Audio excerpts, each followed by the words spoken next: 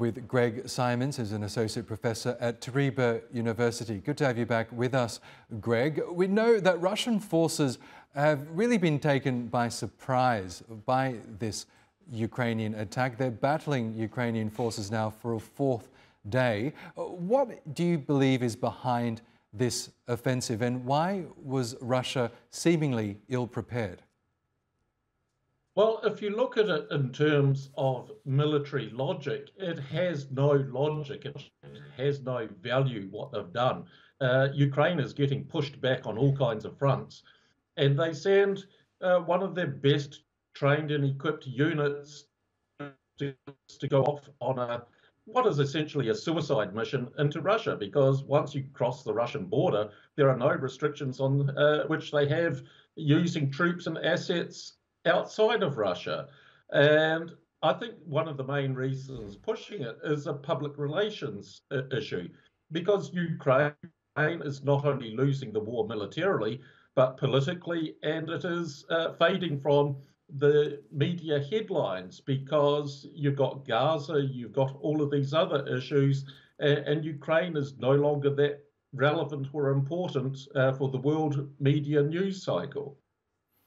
Yes, and the Ukrainians at least are hoping that this offensive will perhaps turn around their fortunes in this ongoing war with Russia. What's your view? Is this a type of watershed moment for Kiev, or is it simply a minor win in a broader war?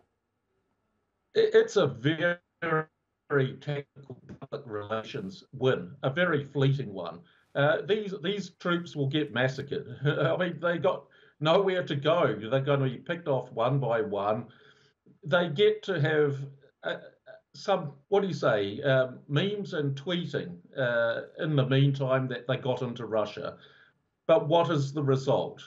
Now they've lost a lot of equipment, a lot of well-trained troops, which they urgently need to hold back the Russian offensives, which are pushing further westward into Ukraine. So, I mean, it's a very ill-advised move.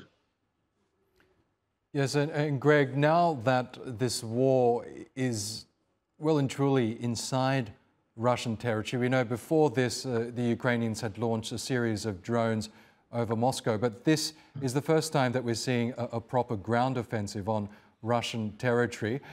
How might Russians be feeling at this point? I'm talking about the Russian public here. Could this truly make them feel more threatened at this point? It'll want them, unite them. They will want revenge. I mean, this is not going to weaken Russian resolve. It's going to harden resolve.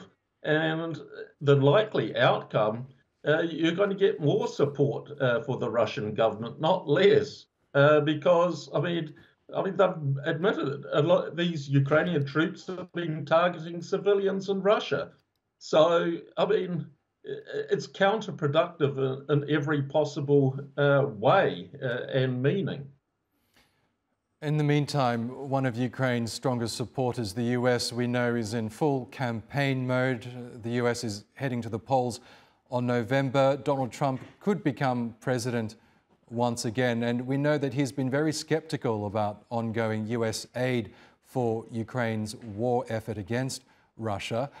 What do you think might happen there? I mean, is there a chance that Ukraine might be without the full support of the US come January, when a new president takes over? I think this is increasingly likely, and I think this would be one of the reasons why this foolhardy offensive into Russia took place, to try and give the impression that somehow they are worth supporting because they're still fighting. I mean, if we look historically, I mean, Britain was doing that to try and keep the United States' help in the early stages of World War II. So you have a similar analogy here, historical one. So, I mean, it's born out of desperation. It's not born out of strength. Okay, Greg Simons, we'll leave it there for now. Thanks as always for sharing your thoughts with us here on TRT World.